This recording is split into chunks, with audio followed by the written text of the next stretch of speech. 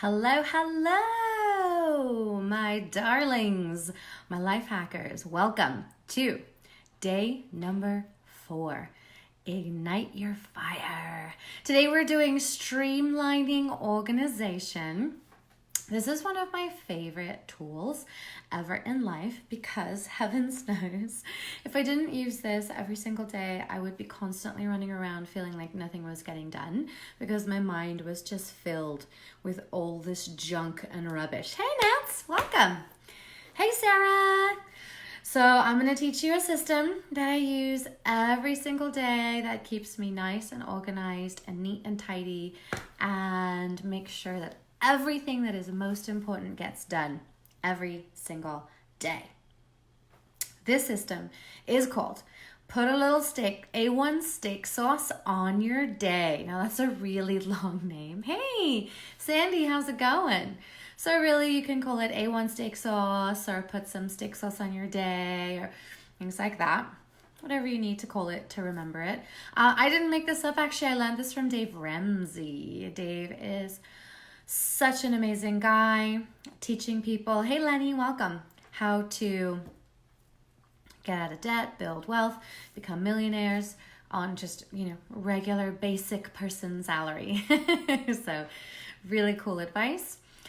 Okay, so the first thing that you have to do, you guys, is you have to combine all of those separate lists that you have. Okay, so you have a list like over here, which is your house stuff, and you have a list over here of projects that you want to do, and then you have a list over here, which is how, like chores and errands, and then you have a list over there, which is maybe work, kid stuff, right? You got all these different lists going on. Maybe you have notes in your phone, or maybe you have, hey Kathy, maybe you have whatevs, right? Or scraps of paper with all your lists on them. Hey Legion, welcome. So what you want to do is you want to combine all of those lists into one master list. Okay? Step 1. Now you can use an app. I recommend it being digital. I recommend your master list being digital so that it's easy to add things and delete things, maybe something even on your phone so that you can have it wherever you go. So even when you're driving, or even if you're at the office or wherever you are at the gym and you're like, oh my gosh, I got to put that on my list. You've got it right there. You can just go ahead and add it. A couple of apps that I have used and I like for list making purposes are Wunderlist, Wunderlist list. Hey, Crystal. Wunderlist is awesome. What I love about Wunderlist is that when you're done with something, it actually gives you a little box so you can check it off. Hi, Rosa. Hi, honey. How are you? And I love being able to check stuff off my list. So that is kind of satisfying for me on Wunderlist. You can create different lists, so you can have your master list and then you can break it down. I don't recommend doing that. I recommend that you just keep everything on one master list and then you break it down day by day. Okay. So you got your master list, you've got it on an app, Wunderlist. Trello is actually the one that I use for my lists because you can create boards on Trello and then you can just add things. I have a board for life ideas. I have a board for projects. I have a board for to-do tasks for my team. Hey, Bree, honey. So Trello is my app of choice just because I find it's a little bit more dynamic, whereas Wunderlist is incredibly straightforward. Another one is Evernote. So Evernote is cool because you can actually grab articles or links and you can pop them there in your list. But hey, Bethany, hi hun. It didn't tell me you were here. You made it. Awesome. So you create one master list, preferably digital, preferably in an app, right? So you can have it on your phone, easy access, ready to go at any time. Oh my gosh. Even though this technique is so awesome, it's so boring. Never mind, it's still gonna revolutionize your life, so I'm gonna keep going. Hey, Kristen. Technical stuff is so boring. Oh my gosh. Anyway, here we go. I digress. Hey, Martha. Welcome, honey. Cool. So now that you have your master list, you're going to go through your entire list.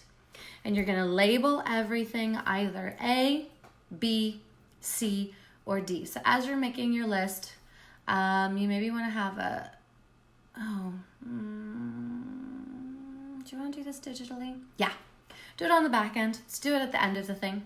Okay? Don't leave it. Don't do it on the front, because that'll be just so much, way too much effort. Just go through your list and label everything A, B, C, or D. A is for things that are urgent and important. AKA, they have a deadline coming up that's probably 24 to 48 hours, or if it's going to take a little bit of time, it may even be a week out, but you need to start working on it now, right?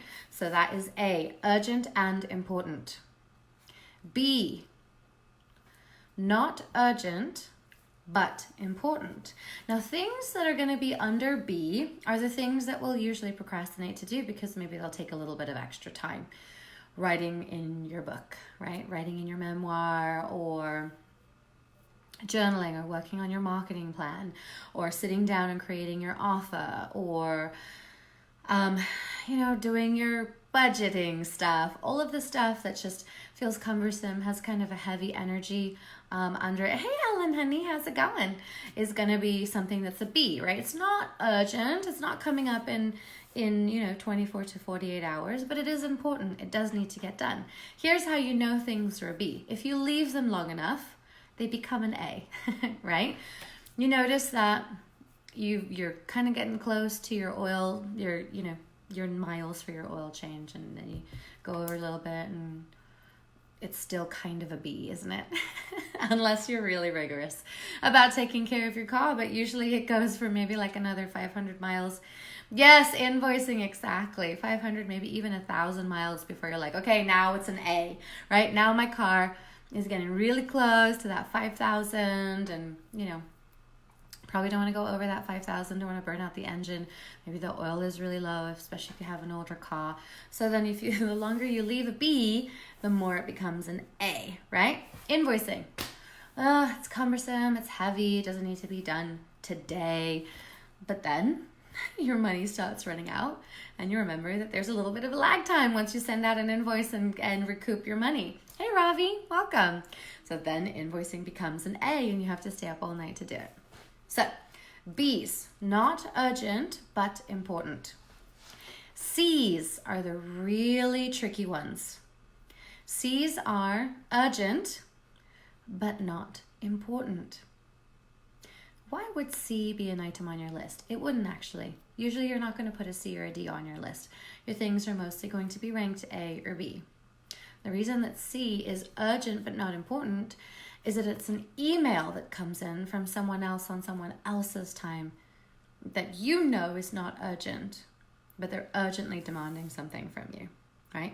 And it comes right in the middle while you're working on your A's, right? And you're like, wait, but you still stop everything, and you interrupt your flow, and you turn and you read that email, and now you feel compelled to respond back to it, even though it doesn't even come on your list, right? It's urgent but not important. The phone ringing. Sure. When it triggers your ego. Facebook comments, right? You see them pop up on your phone. Ooh, shiny object, right? You're in the middle of working on your A stuff, and you're like, ooh, I wonder what so-and-so said on my post. Not urgent. Urgent but not important, right? Hey, Mark. So anything with a ding, a bing, right? Yes, we have trained ourselves to always answer the phone, to always respond to text messages immediately, to always open Facebook, open Instagram whenever those notifications come up, open up your email. And I say we loosely because I actually very rarely answer my phone unless I'm actually expecting the call, because I'm usually in the middle of doing something. If I'm in the middle of doing something, I won't answer the phone. I just won't. I've given tantamount importance to the thing that I'm doing right now. I don't deviate from my path until that thing is completely closed in the cycle, and then I can turn to see what it was about. And if it's not urgent, I will not get to it until later. Got it. Okay, so you've got A, B, C's. Hey, Yvette. And then D's are not urgent and not important. Now, D's would be things like watching TV, scrolling on Facebook for 5 hours, Instagram, Pinterest, things that are not necessarily improving your life or moving your business forward or helping you in any kind of way, right? Here's the thing. D's absolutely have a place in our life, right? Love watching TV, love watching movies, love chilling out, scrolling Facebook, seeing what's going on. I get to do that maybe like once a week. I'm like, what have I missed this week? So, but that absolutely has a place in your life. You don't have to stop all of the things that just because it doesn't add something to you, but you can put it in its appropriate place, right? It doesn't interrupt your A's. It doesn't interrupt your B's. You don't sit watching TV while you're trying to focus on doing your A stuff. It has its place. Now, if you want to take a break between doing your A things and you want to check Facebook, no problem. However, hey Barry, what I would recommend you do is just set a 3-minute timer. 3 minutes, scroll your notifications, scroll your feed a little bit, comment, like, watch a video if you have, if it's less than 3 minutes. And then boom, the timer goes off, you close the app and you're back to work.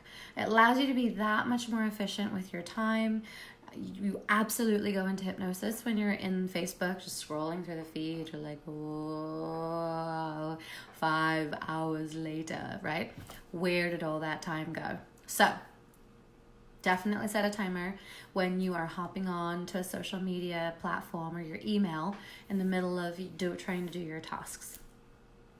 So now you've separated your main list, A's, B's, C's, and D's.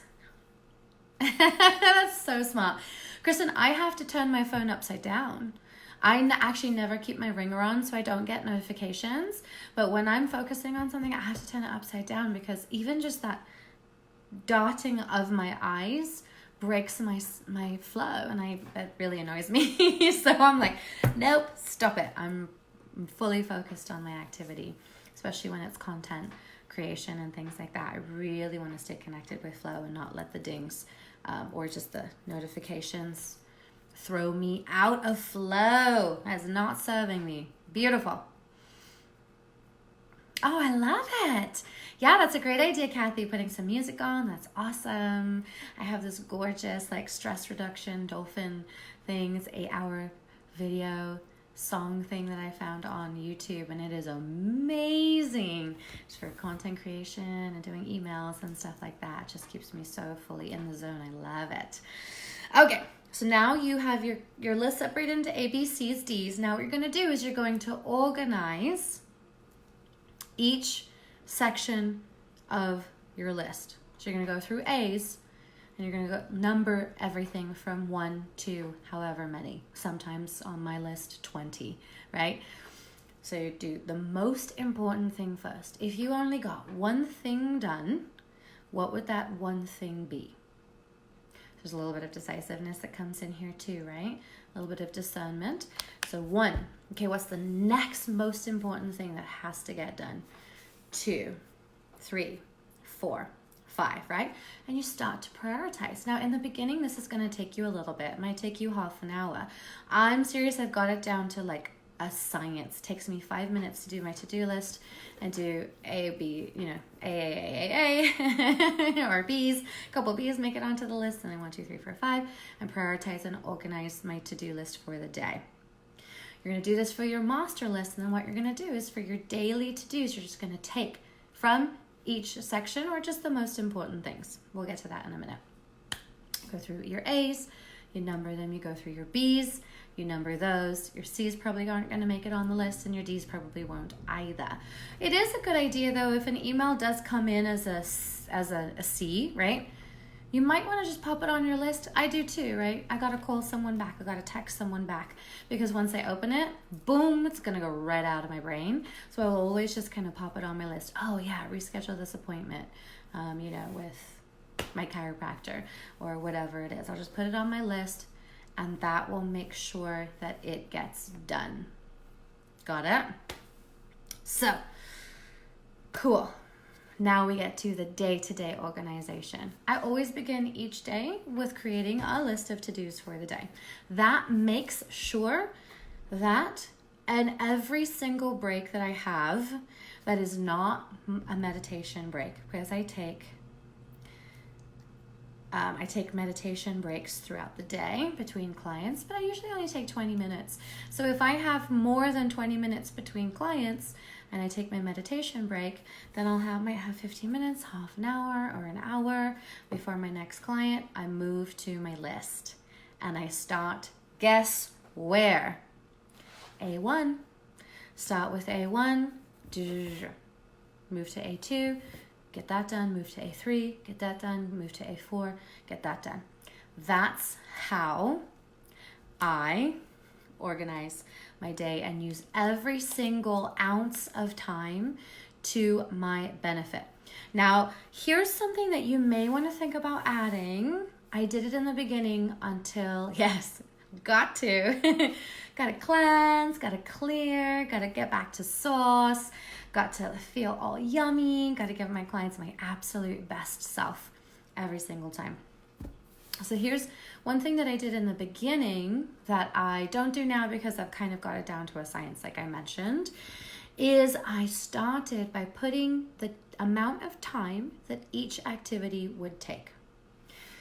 That's going to help you balance the amount of time that you have available with the amount of time that activity will take. Why am I mentioning that?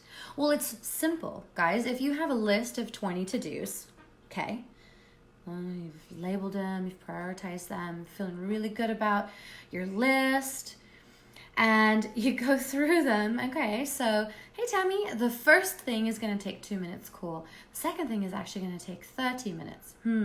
Okay, you're going to need a more significant break for that. The third thing will just take 5 minutes. The fourth thing will take 15 minutes. The fifth thing will take 20 minutes, right? It really depends on how long each of these activities are going to take as to, one, will you have time to complete all of the things on your to-do list for that day?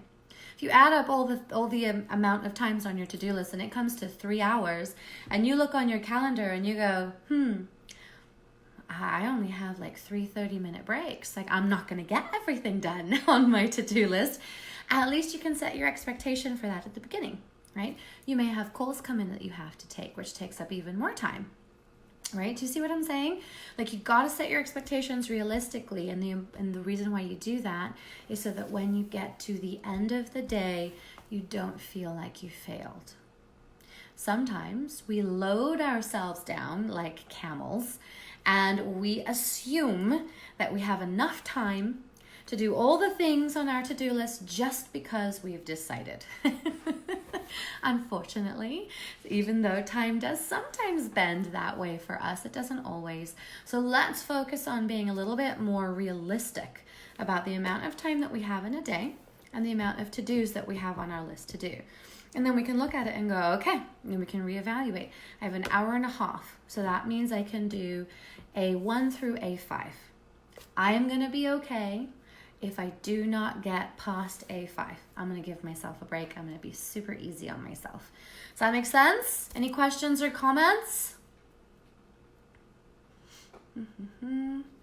Your challenge for today, should you accept it, is to do this, to create your master list, to prioritize, and to start just taking 10-15 minutes before you even begin your day to create your to-do list for the day. That way you can go through, you can prioritize, you can be much more efficient and effective with your time. You can feel really accomplished, because even if you only do A1, right? Put some A1 steak sauce on your day. Even if you only do A1, at least you know that you have gotten something done. Plus, then everything else can move on to the next day. Here's a tip. If you go more than 3 or 4 days without doing a thing, you might want to put it back on your master list, because it's probably not as urgent as you thought it was. Does that make sense? Although it's not always true. Sometimes it just takes a little bit to get to. But that is kind of the general rule of thumb. Anyway, guys, so that is your task for today.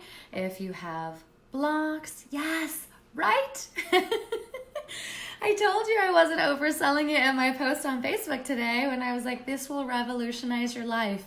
It really has. It took me from feeling frazzled, overwhelmed, feeling like I had a million tabs open in my mind, never felt like I was getting anything done, to feeling organized, concise, realistic with my time and expectations about what I could complete in a day, and really settled and grounded in everything that I had to get done, right? Helped me understand my time better, helped me organize my life. It's such an amazing system. I highly recommend that you guys implement it. And your challenge for today is to, okay? So your challenge, should you accept it, is to implement this into your life. Tomorrow, we are going to be doing day 5. I can't believe that Ignite Your Fire is almost over. It's so crazy.